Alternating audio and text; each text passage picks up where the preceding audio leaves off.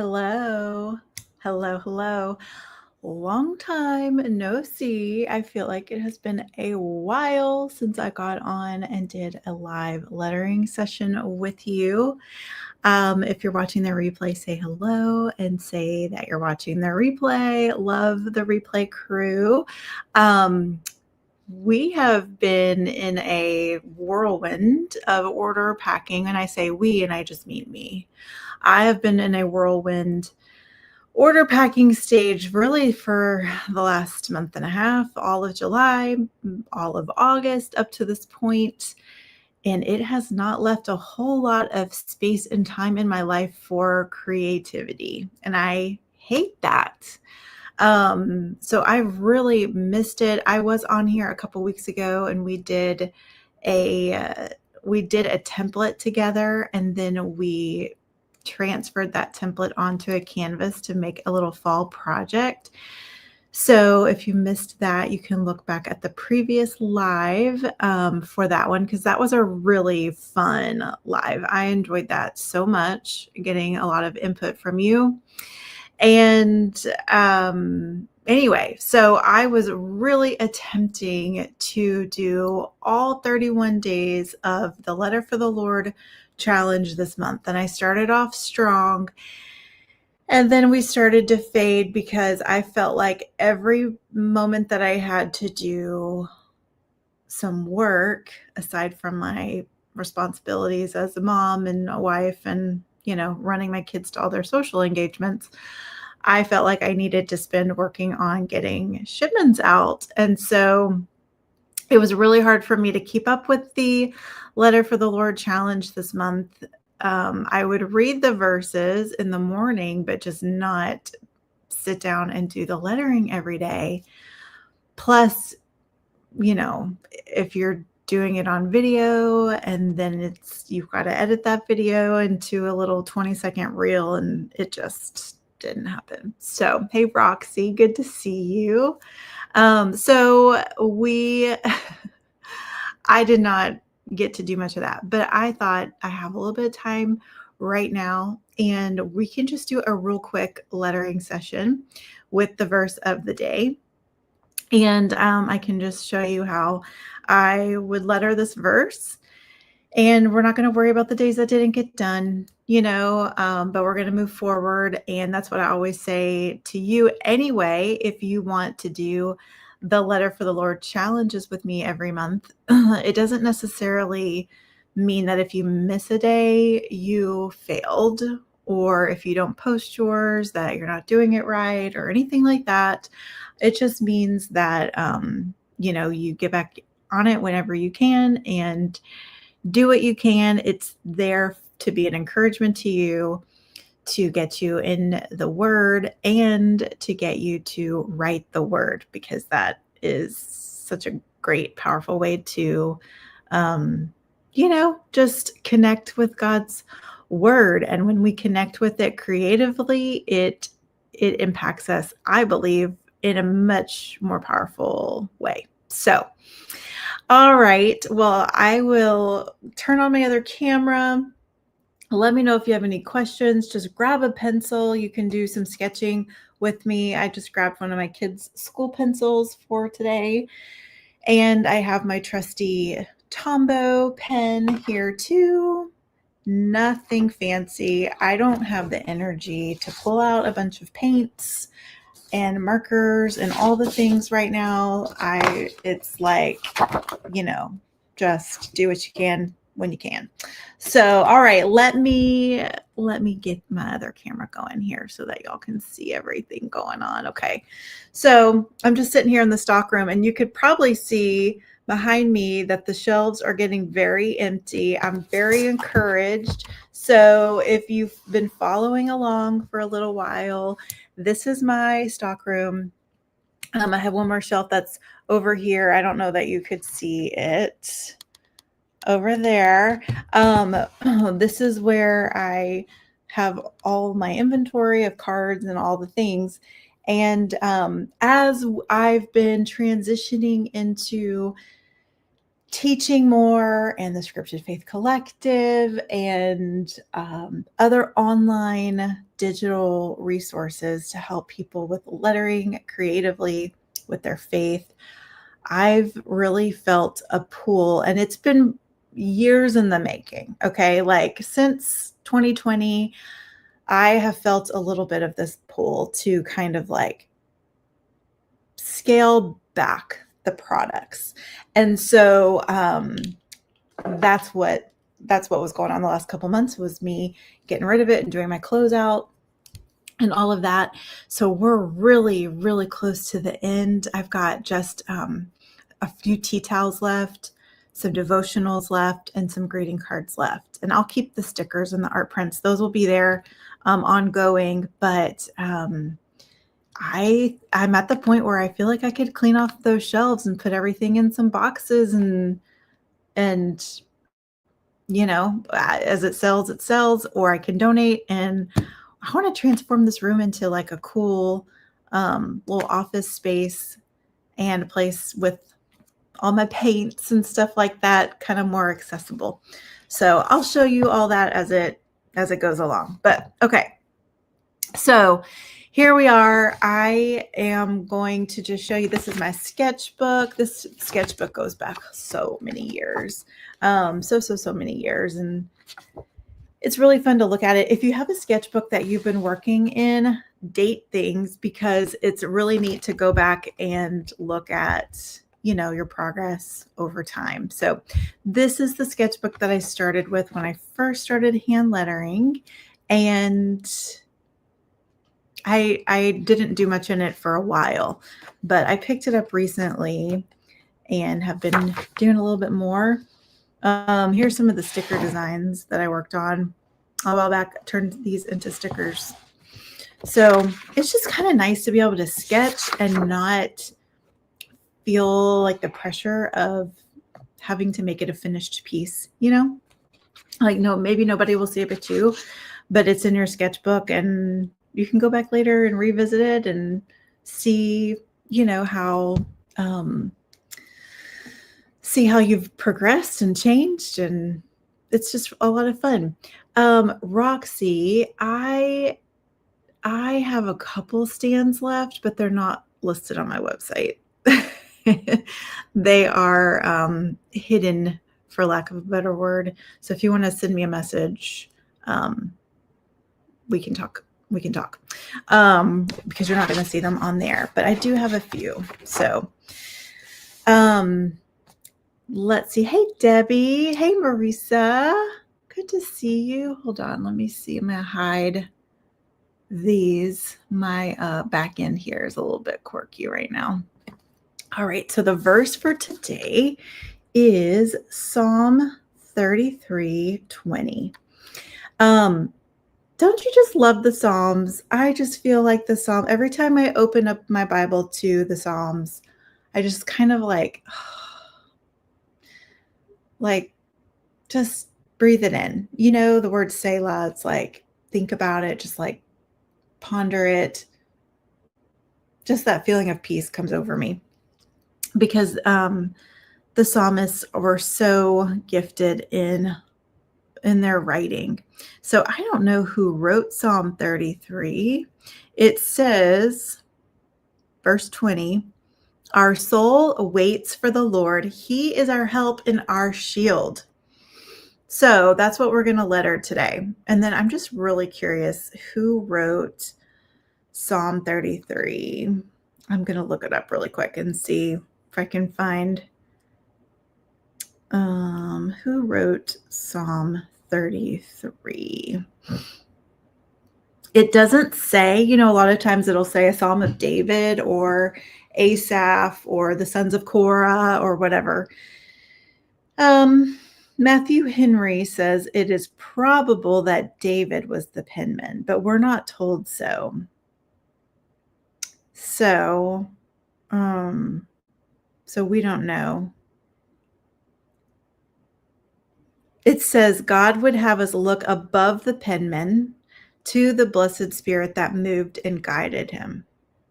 So this psalmist is a poem to call upon the Lord, the call that the righteous call upon the Lord. So, all right, let's letter this together. Grab a pencil, grab a piece of paper, and let's just put it down on paper so that we can really like get that verse in our minds and think about it, right? Selah. Excuse me. I downed a taco a few minutes ago before I got on here, and I think I ate it a little too fast. Got a little indigestion going on there. Hey, Amy. Okay. I'm so glad that you could catch me live too. Okay. Our soul waits for the Lord. All right. So our soul, I love the idea of your soul waiting for the Lord. This whole idea of waiting for the Lord is near and dear to my heart. I remember like probably the first time that I really ached over waiting on the Lord was in high school for a few situations where it's like I had no control. I had to just wait on the Lord and be faithful, but it wasn't in my control. And so I remember going through and trying to find every reference I could of waiting for the Lord back then. And then like writing those verses out and putting them on little pieces of paper and putting them on my walls in my bedroom, my high school bedroom. So this whole theme of waiting for the Lord is, it's kind of precious to me, I guess, because it brings back some of those memories of that time with the Lord. And when I was really growing in my faith too, like really learning what it was like to have a relationship with the Lord, aside from what my parents told me, right? So, all right. So I'm just gonna start. So, and I've got a pencil today. One of my favorite tools to use. Our soul. Just take your time. Our soul waits for the Lord. Sometimes I will do this in my quiet time in the mornings with a cup of coffee. This morning I opened up my prayer journal and I didn't write a whole lot in the journal, but I did letter out the verse prompt part of it. And it's just such a nice, peaceful way to start the day. It's very calming. Our soul waits for the Lord. So let's do an F that looks like this.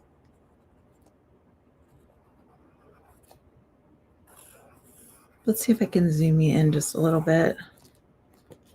I don't know if I'm zoomed in or not. I can zoom in just a little bit. There we go. Hopefully you can see that okay. It looks a little fuzzy on my screen. All right, our soul waits for the Lord. And so far, this is all fitting so nicely here.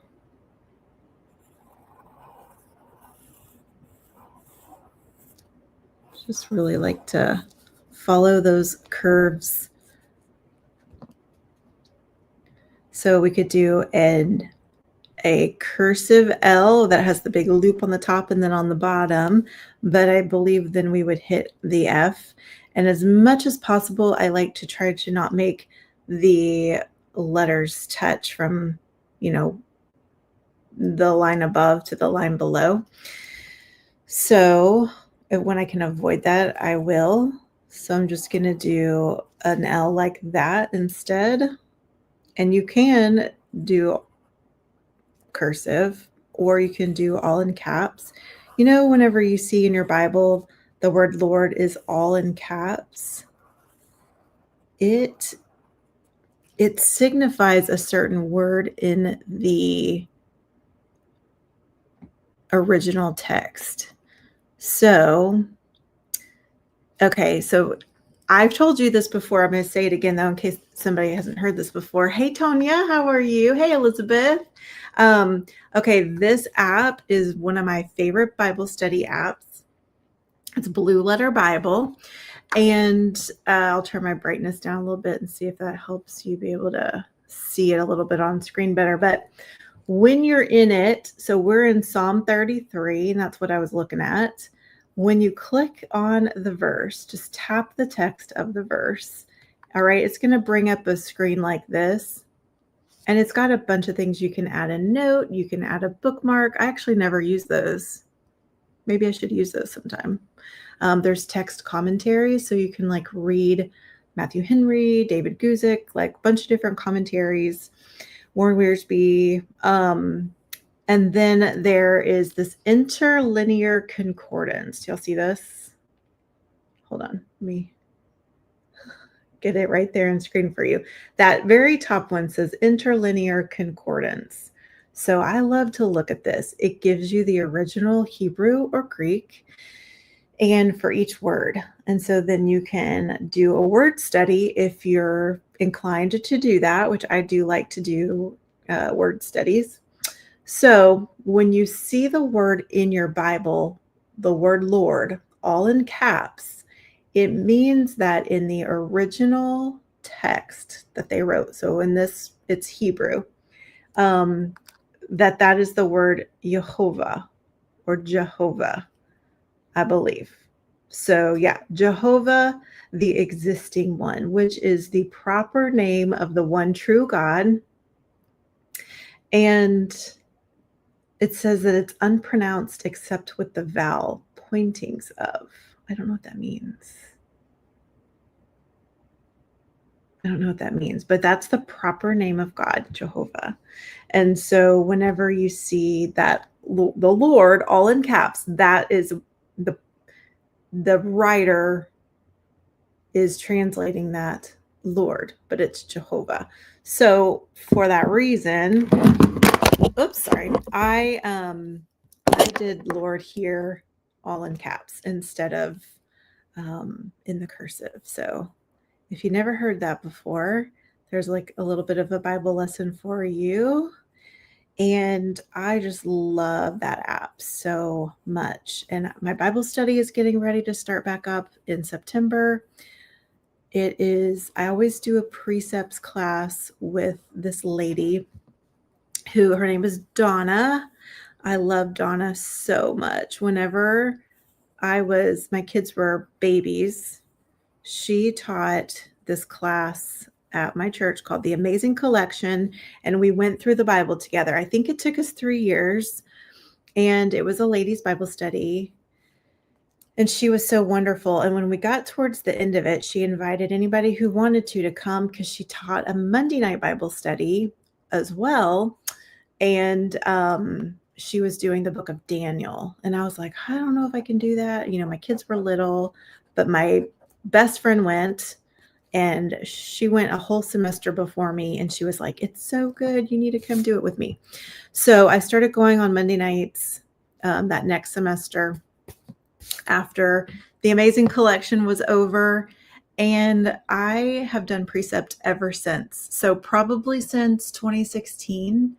And so Daniel was the first one. I got the second half of Daniel, and then we did Hebrews and Genesis, and so you study a book of the Bible, and it's so good, so in depth. So if you have a church nearby you that teaches a precepts class, check it out. I know a lot of people do BSF, Bible Study Fellowship.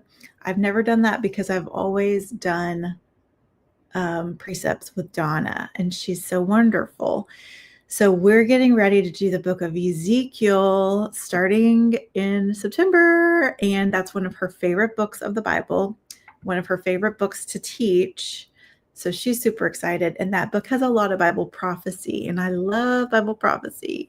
So I'm really excited about starting that. But I use that app, Blue Letter Bible app, a lot. Even, in my precepts, I will pull it up, and it helps me look up certain words and definitions and things like that. So, all right. Our soul waits for the Lord. Whoops, I got to go back. I'm still on the Jehovah screen.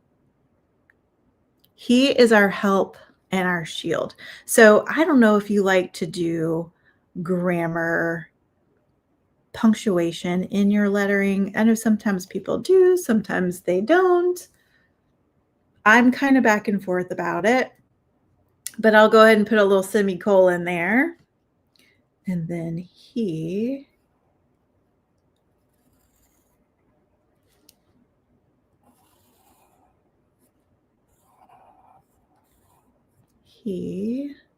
is our help. I keep seeing a flash outside the window, like somebody's pulling up to my house. And maybe they're just driving by on the road, but it keeps catching my eye. So if you keep seeing me look over there, I'm like, somebody here? He is our, oh, somebody's at the door. Somebody's at the door. Hang on 2 seconds. It could just be the Amazon person, but let me just make sure. How do I mute this? Okay.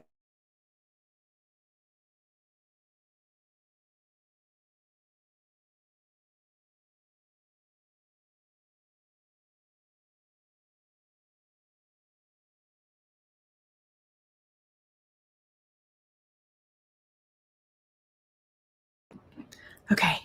It was not the Amazon guy. It was the chickens, but they're being really loud and they're like clumping along my porch and it sounded like there was somebody standing out there. So, okay. Sorry about that. All right. He is our help and our shield. So let's do the word help.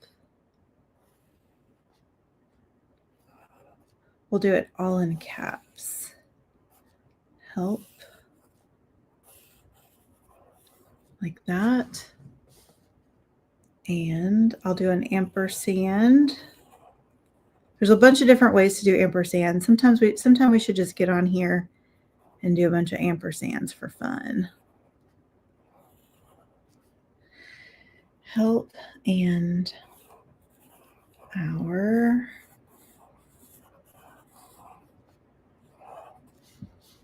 there's a little bit of a gap there, so I put the little flourish there to fill it in. And then shield.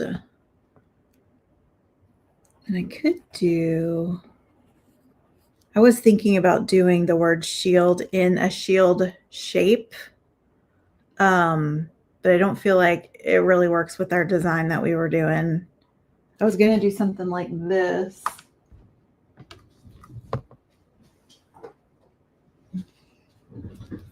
Like that shield shape, you know, which would be cool, and put the word in there. But I don't feel like that would like totally work with the design layout that we've got going on here right now. So let's see. Our help and our shield. I might just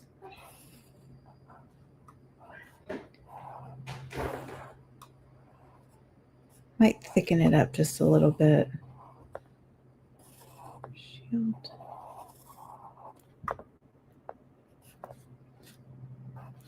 And give it some serifs.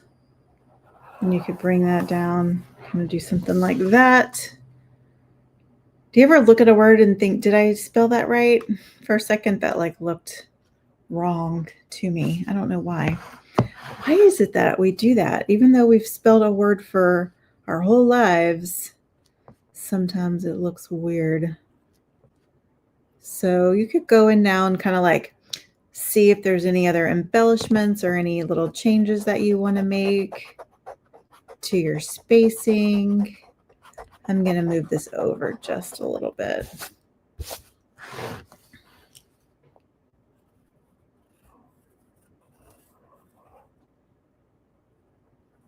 There we go. Just kind of look it over. My F here feels a little bit too big.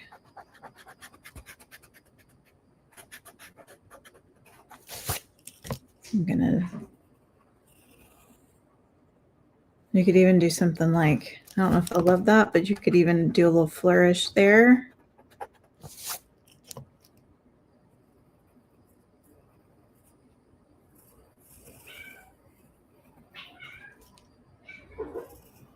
Cat is going nuts. Do y'all hear her? All right. Our soul waits for the Lord. He is our help and our shield. And then let's do something, because I've got my little flourish down here. I'm going to put a little banner here at the top.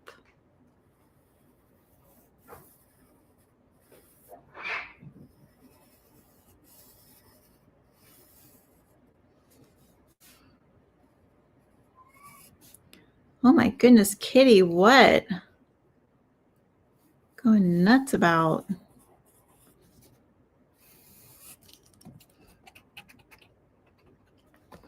This is why we use pencil, so we can sketch it. And then whenever you like it, you know, you can always trace it and then get it on a clean piece of paper or something like that.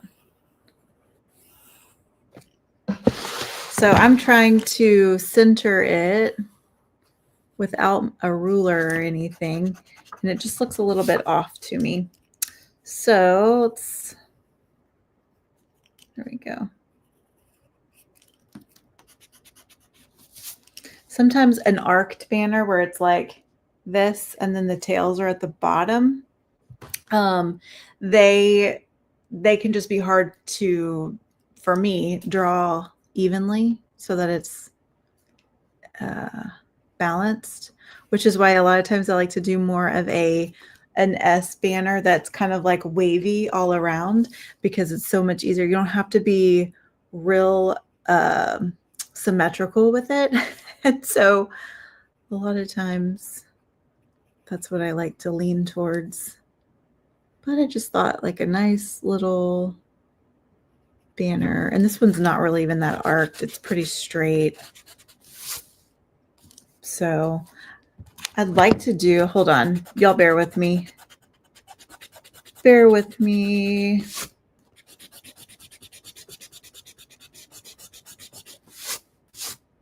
Because I'd like it to be kind of like tighter up in here. So that's also one reason that I will do more of an S banner shape, which is what this is. Because look, you can kind of fit it in there a little bit better. When I ink this in, you'll be able to see it just a little bit better, hopefully.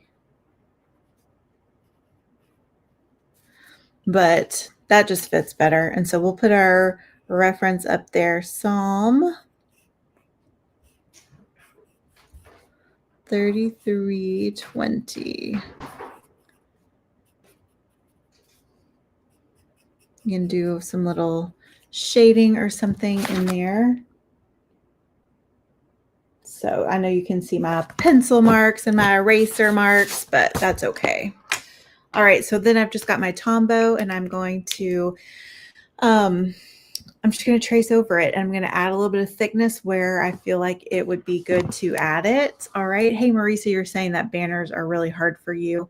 I can understand that. There's a flow to a banner. And if you have not, I think it takes some practice to kind of understand that flow, and then also like how they fit in your space. So you have the Faith and Lettering course, right? So have you watched the bonus video on banners in the course? And let me know if it was all good, like understandable, or if there's anything else that, you know, I could, like other questions I could answer that maybe I didn't think of in there. Let me know so that I can help answer them for you. So I'm just going around here.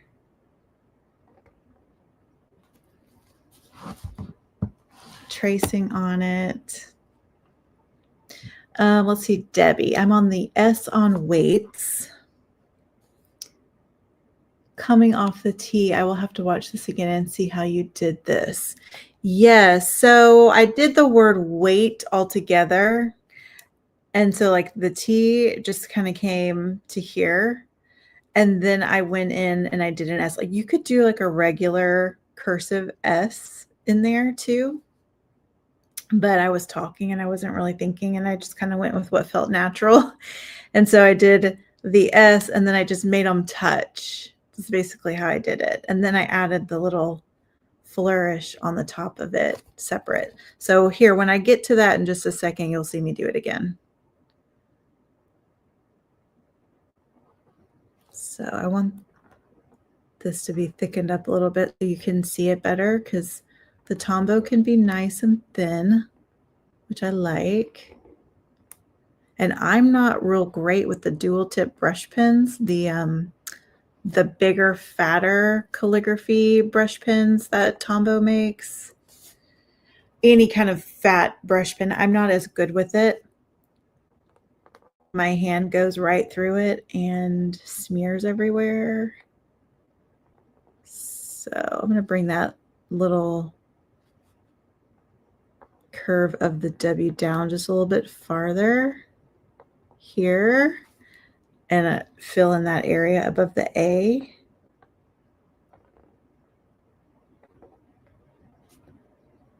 So see, now I just stop. I'll go ahead and do the crossbar to the T, and then my S came underneath it, right up next to that, so that they touch. So hopefully that helps.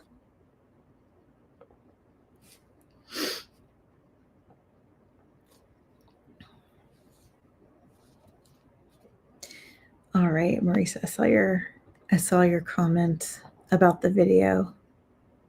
It's a pretty short video, I believe, and it shows you 3 different types of banners. So we go over this S curve one, an arced one, and a straight one. So I show you step by step how to do those. And once you know the steps, I think it makes it easier to do. Our soul waits for the Lord.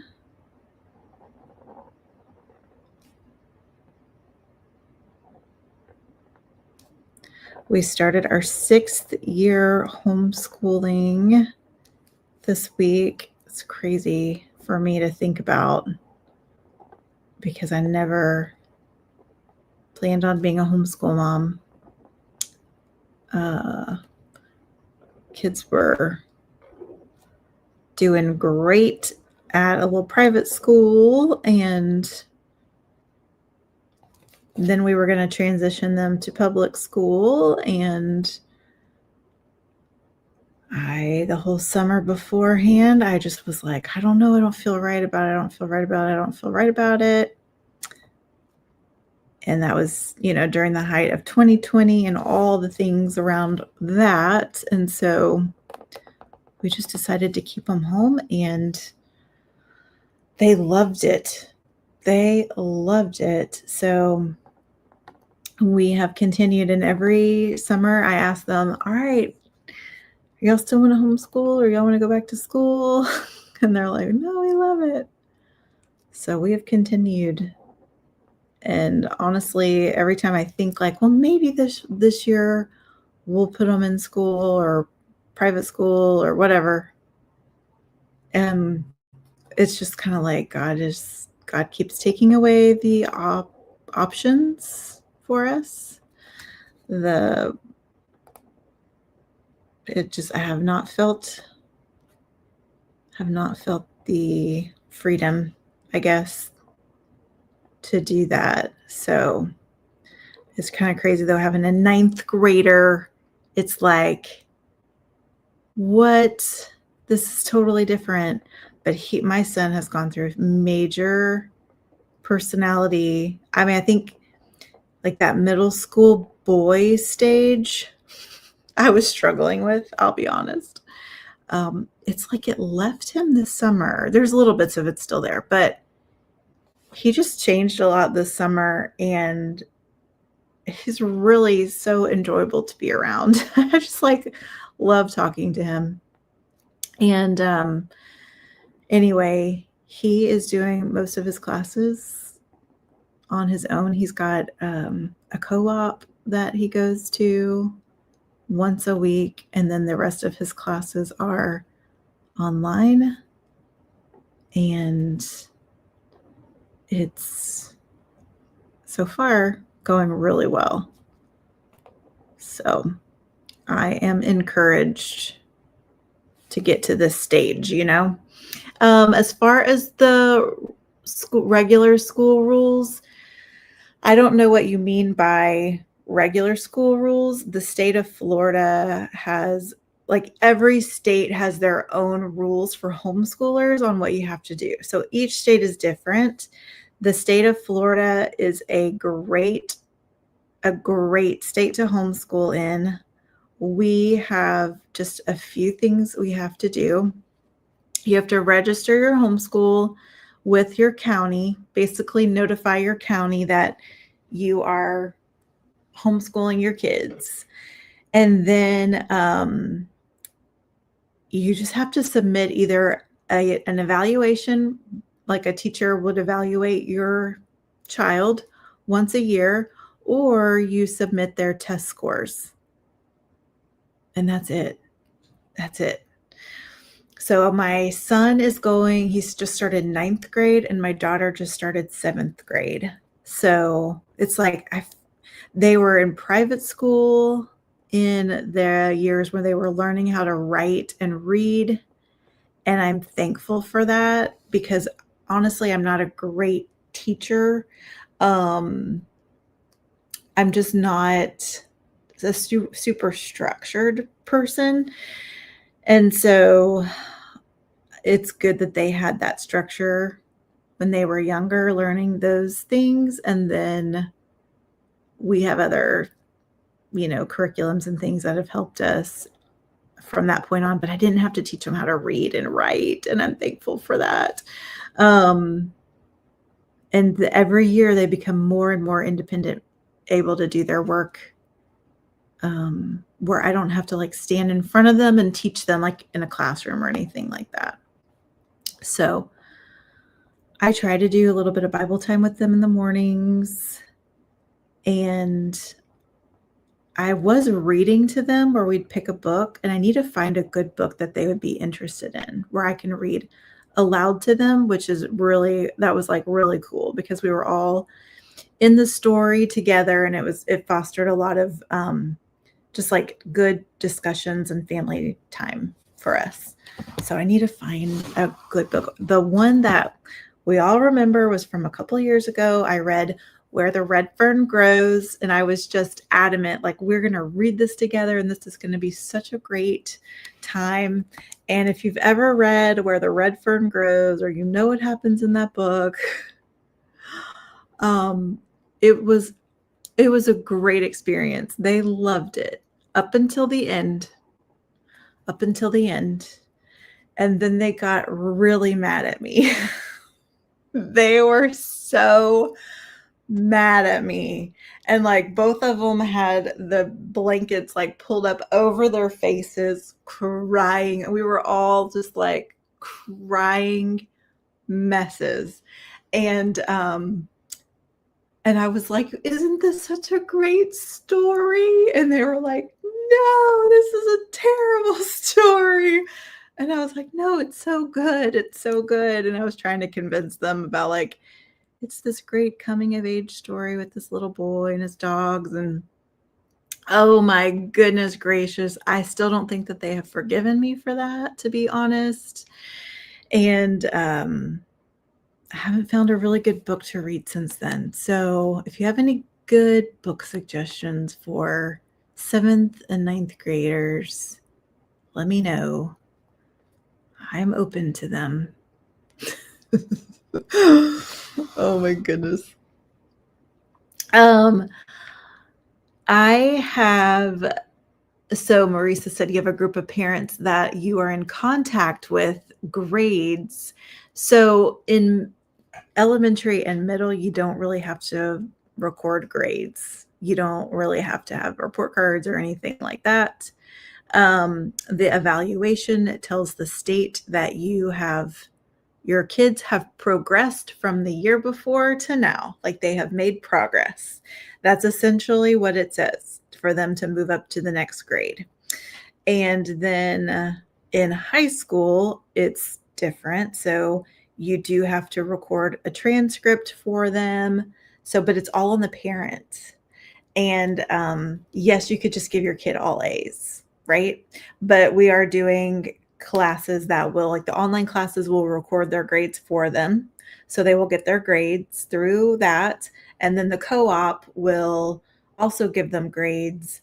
So I won't be responsible for issuing grades for him. And then I'm going to hire a lady to do the transcript for us just so it looks more professional. So, yeah. So that's the way that you do it. And then, of course, to get into college, you would still have to take the SAT and the ACT and that kind of thing. And yeah, so the process for getting into college will be the same as for everybody. But it is interesting. It is different. Let's see. Yes, I have a bunch of parents where we have a big homeschool community. Florida, I think, is right on the cutting edge for homeschool families. So lots of people here have started homeschooling because now the state of Florida will also let you take the money that you pay in your taxes and you can apply it to your kids' homeschool. So we call it PEP, and I can't remember what that stands for. It's like partners and educators something. I don't know. But anyway, I know you're not on here to hear about homeschool. You're on here to watch the lettering. But it's really cool program. So lots more people are homeschooling now because they can afford to pay for classes and online resources and things like that, because they're getting that money that they pay in their taxes to the public schools. They're getting it to use for their homeschool students, so it's amazing. But anyway, okay. So Roxy asked for me to show the L in Lord up close. So there is the L. And we could take another round of eraser onto that and kind of clean all that up a little bit more. But let's see, do you want to see anything else? I think it turned out pretty cute. It's pretty. What do y'all think? Let's see. Thank you, Debbie.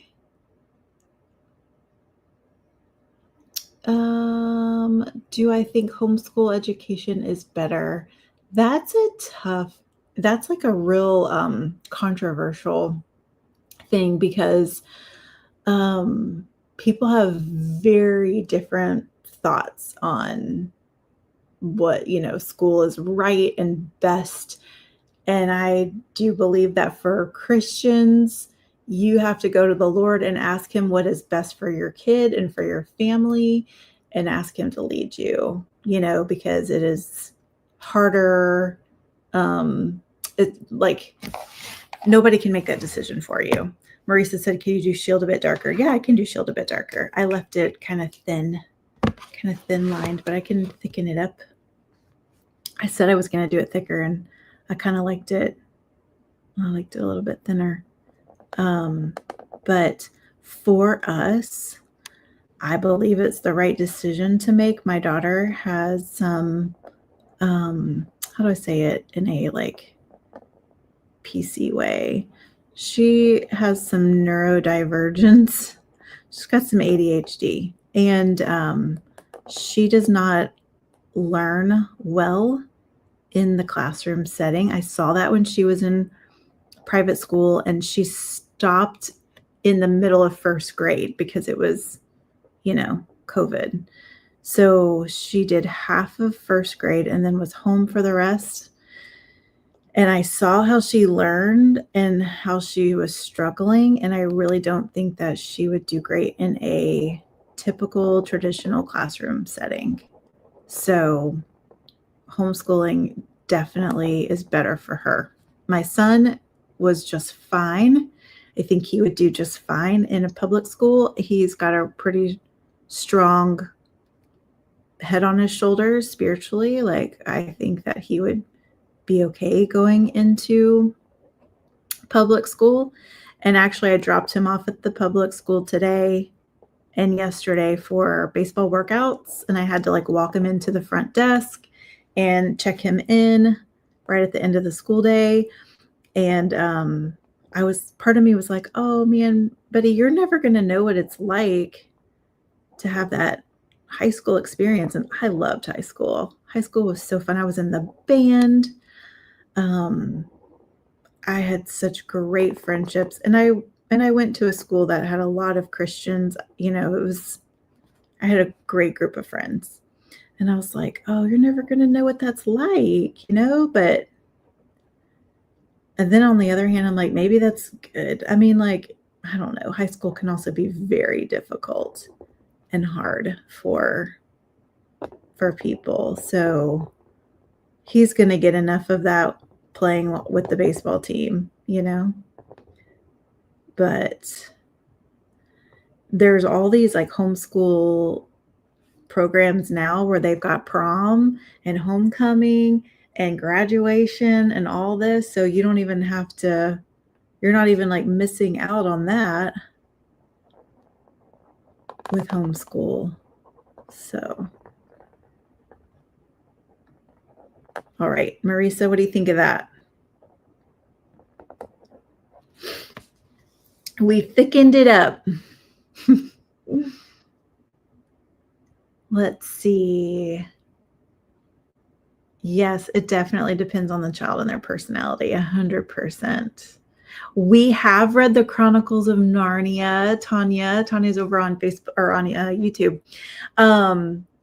We've read several of those books, but not the entire series. I think we've read the first 2 or 3. I know we read The Lion, the Witch, and the Wardrobe and the first one. And maybe those were the only 2, but those were really good. So, hey, Teresa, thank you. I like how this turned out. I think sometimes, on the fly, it doesn't turn out too great, but I think it turned out pretty good today. So, let's see. Are there any other questions? Debbie says that there's a Christian church or Christian school at her church, which is awesome.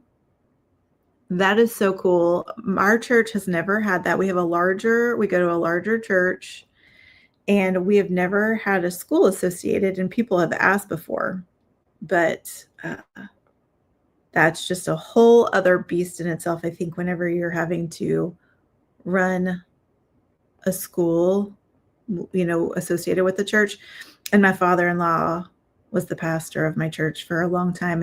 And he saw another church split over some issues that the school caused. And I don't think he was ever really interested in that, but boy, I would have loved it, especially when they were little. If our church had a school, that would have been amazing. So I'm just being kind of nitpicky in here now. I'm just kind of picking at it, trying to, get everything thickened up the same. So yeah, Tanya, I get it. I get where you're coming from. So if you're on Facebook, Tanya said, sadly, in our world today, I think Christian parents should either homeschool their kids or send them to Christian schools if at all possible. And I know where you're coming from. It's a hard decision. I've got a lot of family that are educators in the public school system. And, I think it also depends a lot on where you live and the district that you're in and the state that you're in and all that kind of stuff too. So it is a tough world. So I do have lots of thoughts on it. I do. And if we were sitting together over a coffee, I would share all of them. But anyway, I would never tell a parent, this is what you have to do, and this is the only way, because there's just so many different things to consider, with it. So anyway, well, we're done with our lettering verse, but I love hanging out with y'all and chatting. If you're in the Scripted Faith Collective and you want to make a request for September, go ahead and get your requests in. I will be working on those files here starting this weekend, and kind of planning out what the files are going to look like for next month. So you can throw something in there if you want to. And I guess I'm going to go work on getting all these shelves behind me emptied, and I'm going to enjoy a quiet house for just a little bit longer. So y'all have a wonderful night. Thanks for hanging out with me, and I will see y'all next time. I kind of like this Thursday afternoon time frame, so we're going to stick with that, I think, probably next week too. So can look for me Thursday afternoon-ish.